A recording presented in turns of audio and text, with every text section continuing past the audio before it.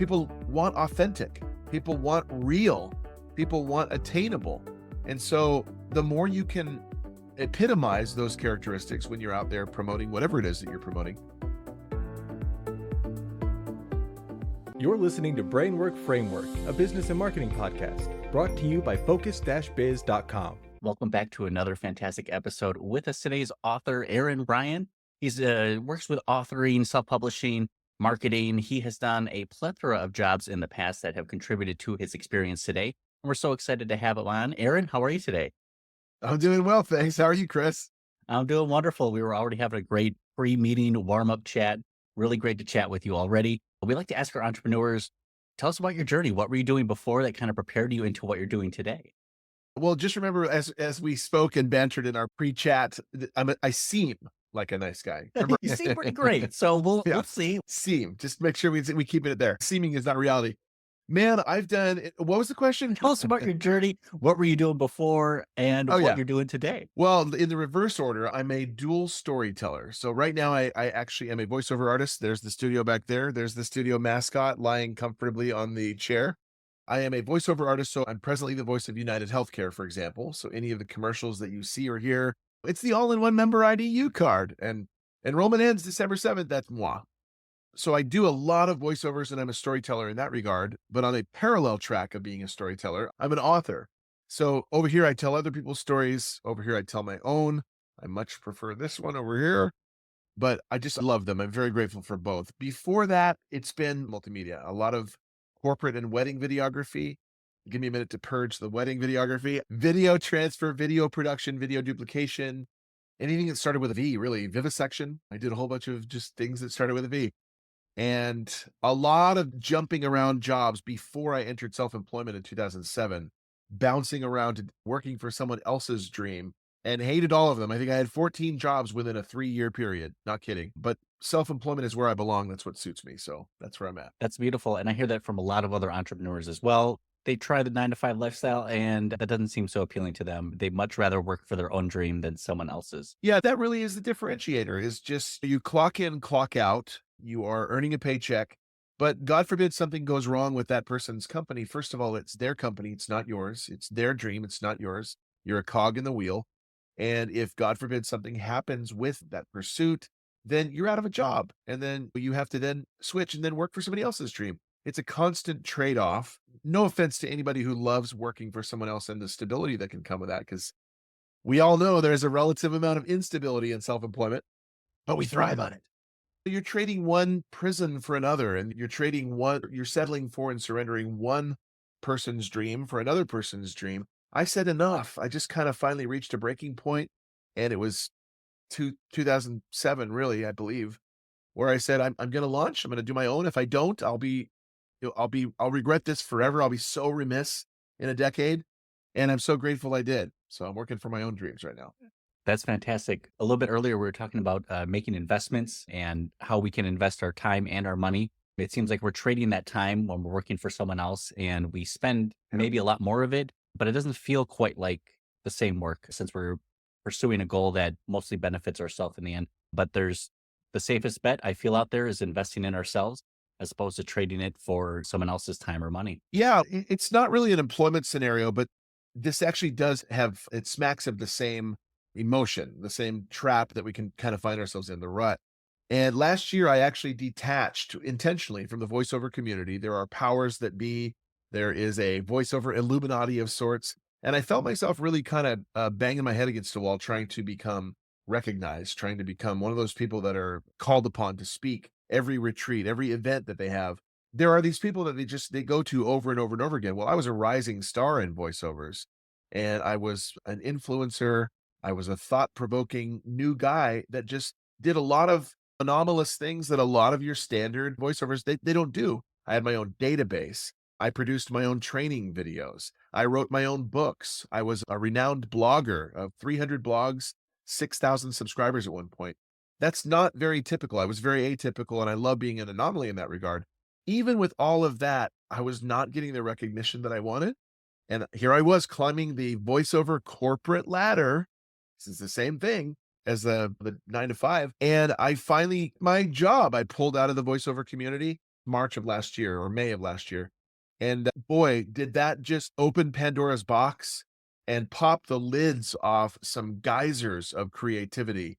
The rest of the year just turned into a boon of creativity once I stopped licking the boots and kissing the butts of the people that I needed to in order to be recognized.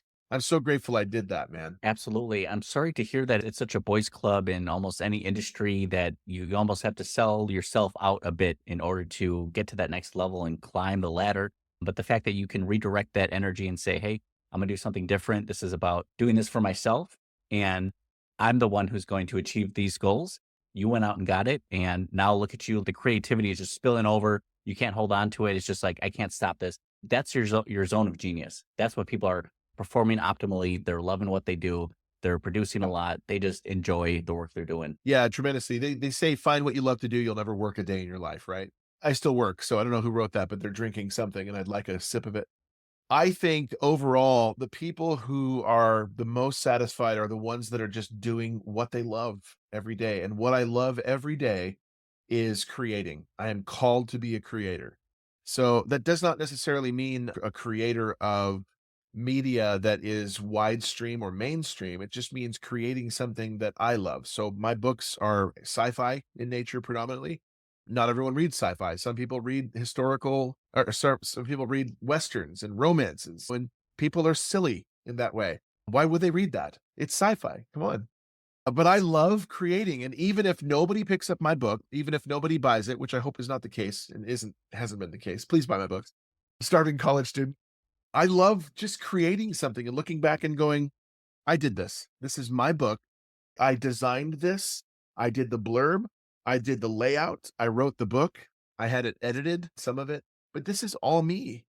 And what a legacy I'm leaving for my wife, my kids. It's just every day I get to wake up and go, wow, really? I get all this? It's amazing. That is incredible. And as you mentioned, sci-fi, I've always appreciated just how technology is incorporated into sci-fi. It seems to be very futuristic. And suddenly 20, 30, 50, 60 years later, that sci-fi technology becomes reality.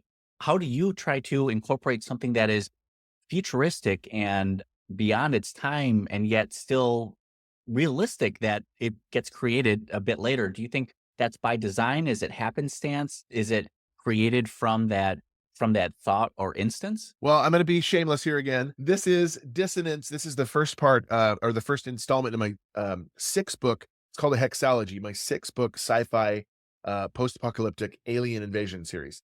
And so volume one reality is set in 2042, right here on Earth.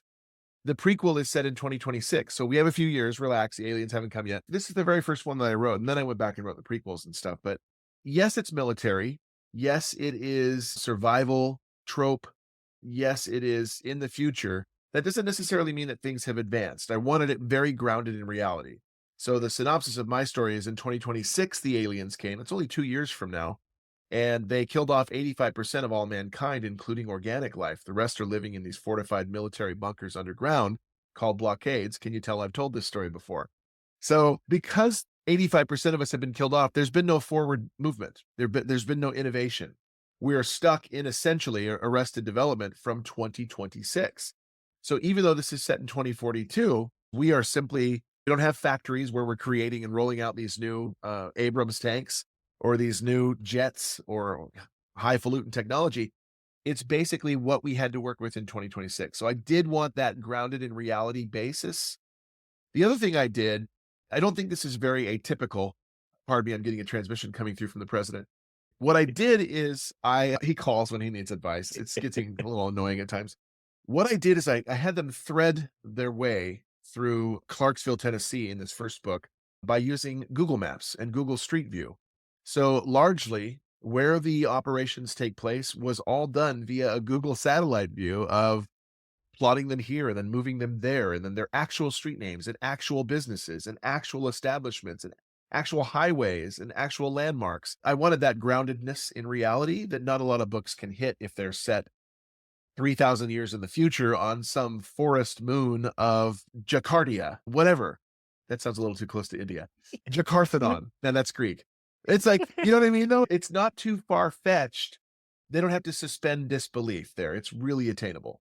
Yes, and those are the stories that I actually dive more into. The ones that are grounded in reality, the ones that are on the planet Zarnia 3,000 years in the future. I can't place myself into that. Now, is Zarnia with an X or a Z? Uh, it's spelled I Xzarnia. thought Xanadu comes from there. Yeah, got it. Well, that's X is killer. the cool way to go. But yeah, those stories are great, and I love that it's grounded in reality and kind of gives me the Resistance vibe, the Matrix vibe. We're kind of fighting this bigger force. We're forced to go underground and just survive. It's the survivalist, and that Yeah. story then carries through for what is it, about 20 years or so? It's 2048. 2042. But the sequel that is actually releasing tomorrow, which is Dissonance Volume 4, what did I call it? Relentless. They all start with R. That one takes place in 2045. So essentially, it's about a 20-year span from 2026 to 2045, this hexalogy of books. That is so cool. Now, what does it take for someone to even take an idea into a book to create something to then self publish and try to promote that? Because your background, you've done it all yourself and you've learned a lot from others. What marketing takes do you have for self publishing and trying to get something out there?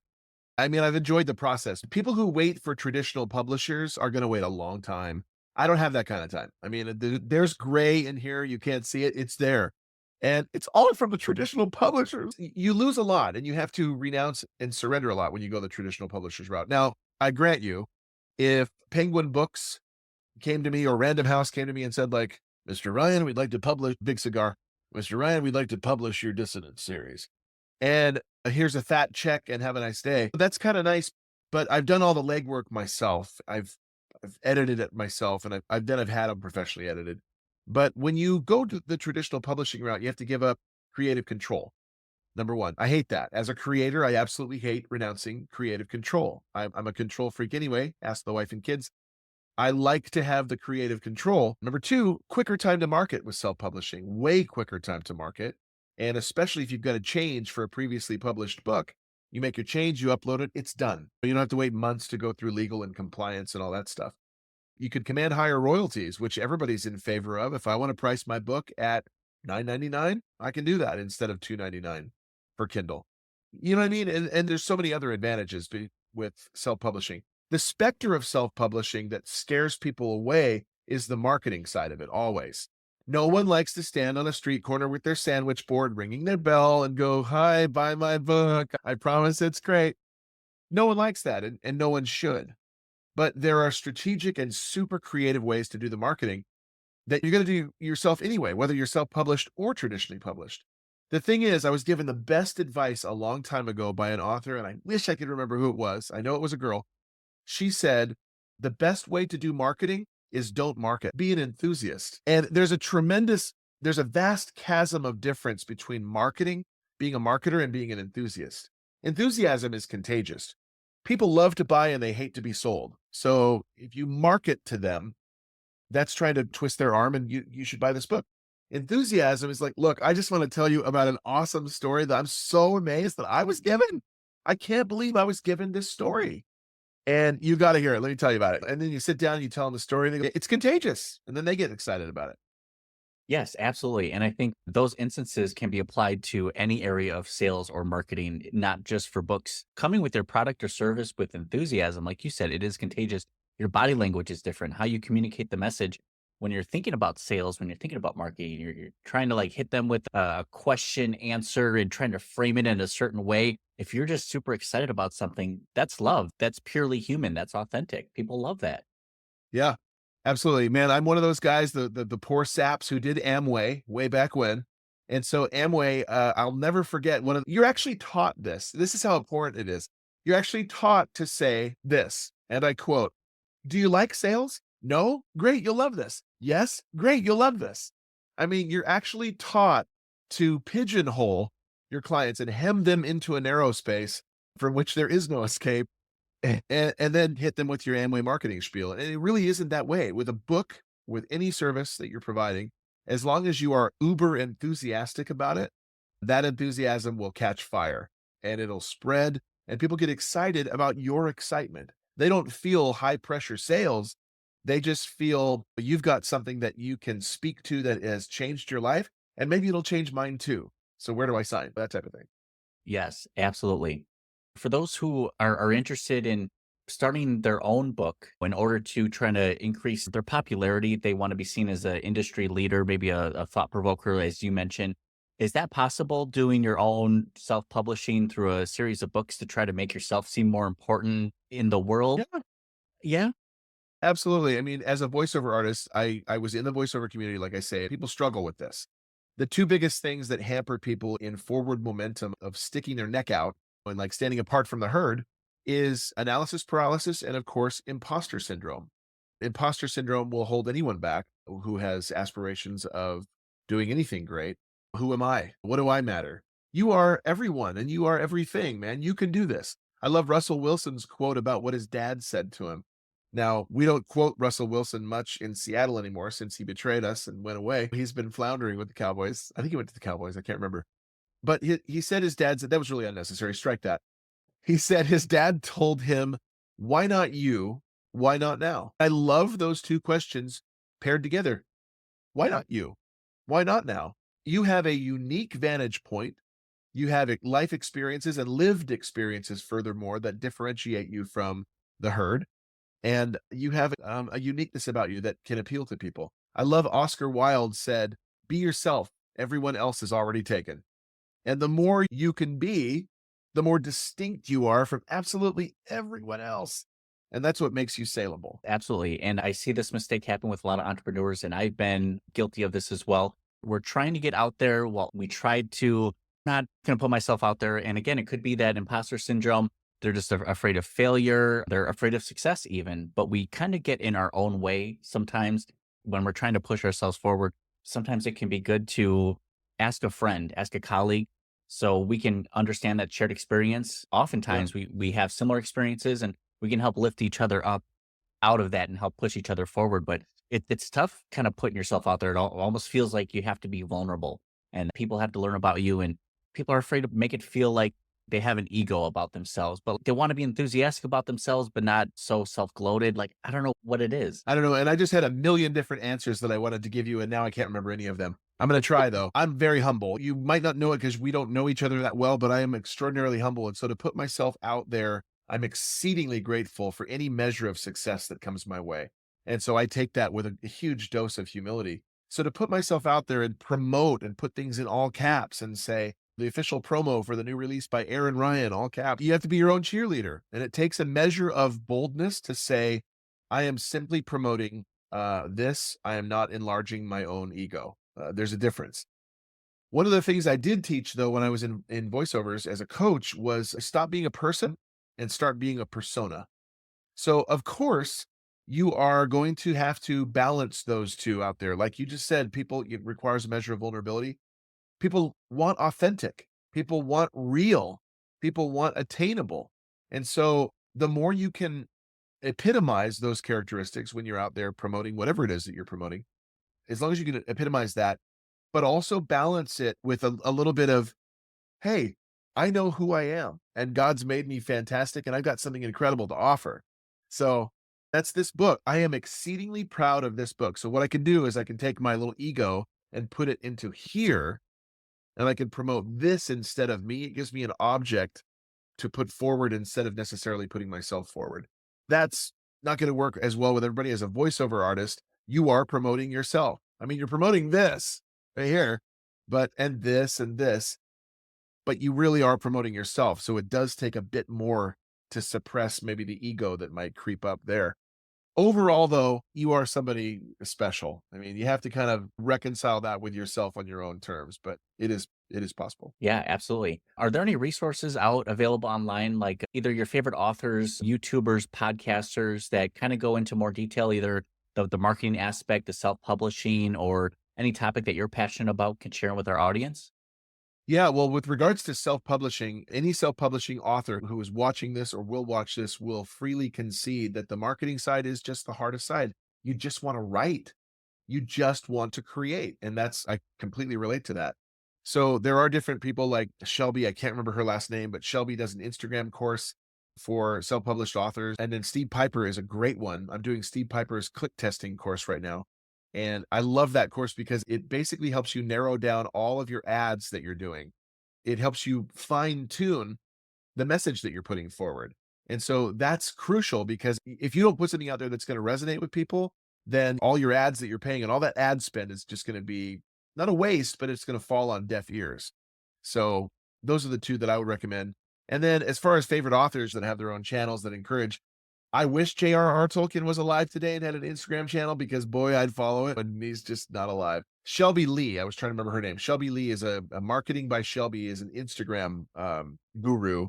So I follow her and Steve Piper and I don't know, a handful of others. Very nice. Specifically, since you went a little bit deeper into marketing, what has been the most effective marketing efforts that you've tried? Is this like the sum of all the parts together where you need a little bit of visibility, a little bit of outreach, a little bit of one-on-ones? Or can you attribute one channel or effort to most of the success that you would recommend to others? My blimps, the blimps that I fly overhead that have my buy Aaron Ryan books. No, I'm kidding. That would be expensive marketing. I haven't thought of blimps though. So note to self, I'm going to get blimps. It's going to be a good year. Yeah, it's going to be a good year for blimps. I see what you did there. Honestly, the best form of marketing has just been enthusiastic, just in a general sense. But honestly, the best way for me to sell my books has been at marketing fairs, sorry, craft fairs, vendor markets, trade shows, things like that. So handmade goods that people do. Granted, I'm next to the person who's doing woodwork over there, and this person has glass blown artifacts, and that person is selling like commissioned paintings and stuff like that. But I am unique. I would never. I want to not leave the word never on the table. I want to put it out. I'm going to just put never over here for a minute because I think that someday I may do a book fair. But book fairs, you don't stand out at all as an author. All of us are clamoring for the attention of the readers going by, and so we're not unique in any way. The more unique you can be, the better you will stand out, and the more people will go, "Huh, wow." So I do a lot of vendor markets. I just did one this past Saturday and sold 39 books.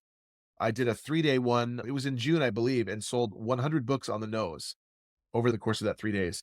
It felt like it was incendiarily hot that weekend. It was kind of like being scraped out of the center of the sun and then just being coated with a nice blanket of lava.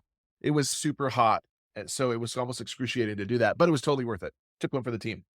But the vendor markets, man, those are really good marketing and they're a great place to sell your books and meet people who will then catch your enthusiasm and then they'll tell people enthusiastically about you and your books. I love doing them. That is a great point, and I think overall, it's the enthusiasm that is really contributing to the success.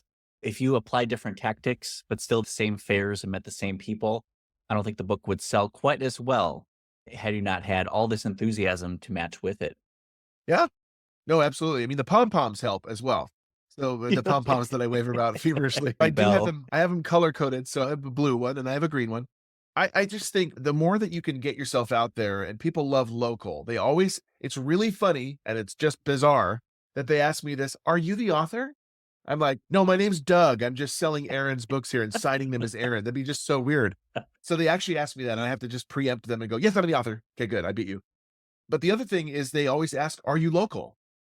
And they love supporting a local author. Now, this is where you're kind of going to butt up against the whole humility, ego side of it and have to kind of squelch that within yourself. And yes, I'm a bit of a local celebrity. As a local author, they can say, look, I have his book, I have his signature, I knew him. And I hope to God that they'll be able to say that because this bad boy has been, not him, but the book itself, sorry, he's not bad. He's quite good. Anyway, look at him. This has been adapted for the screen and is being pitched to streaming networks right now.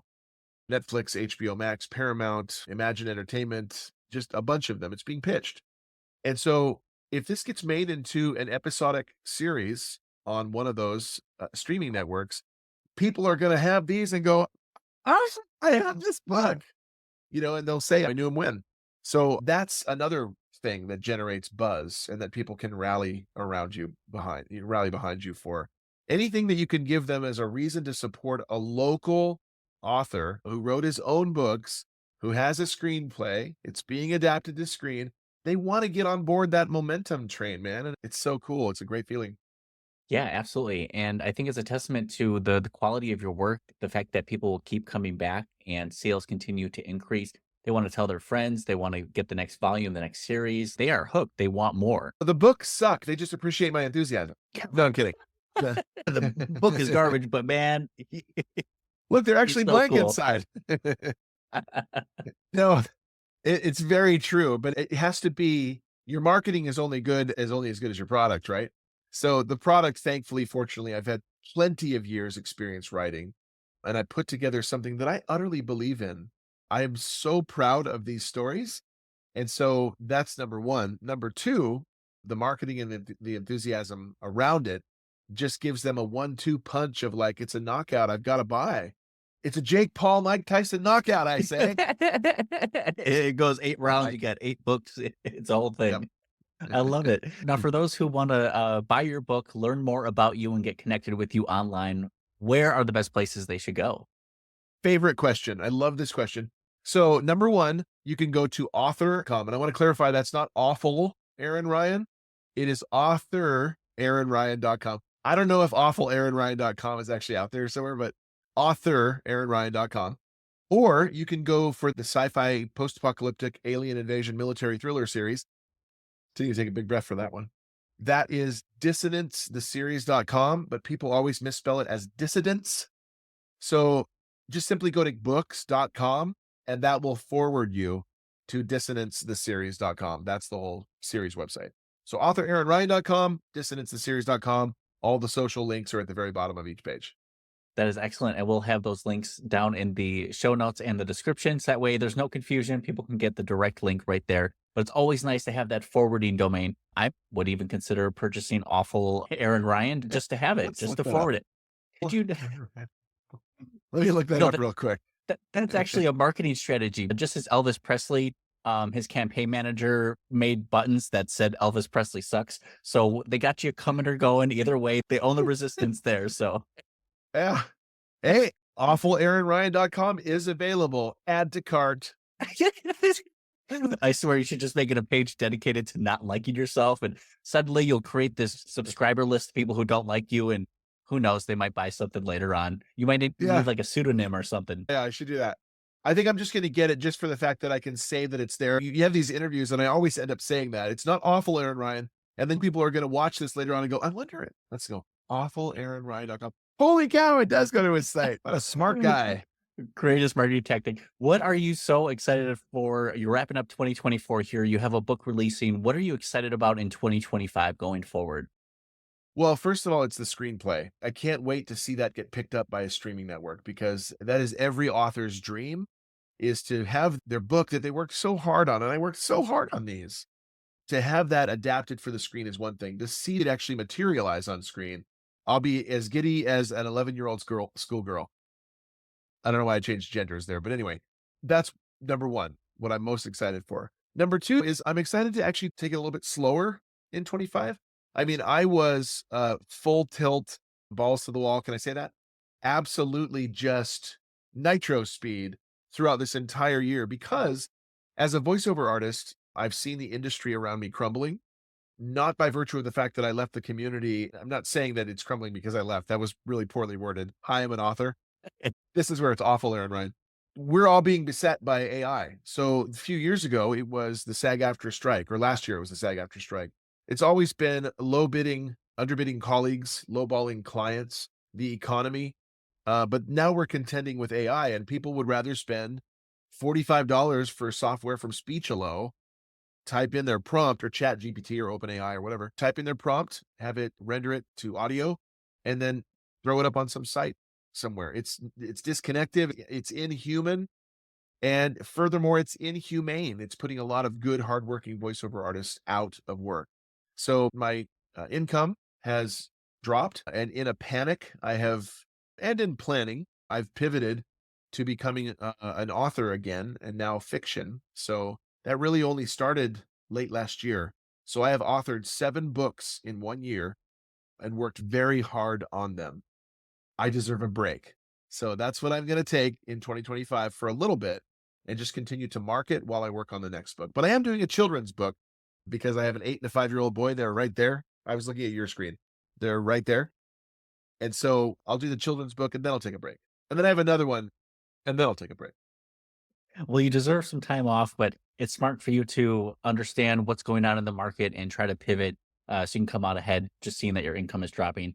AI is definitely going to be replacing or changing the way that we do things, but it's up to us to kind of stay ahead of that curve if we can and try to Yeah. prepare for it as much as possible.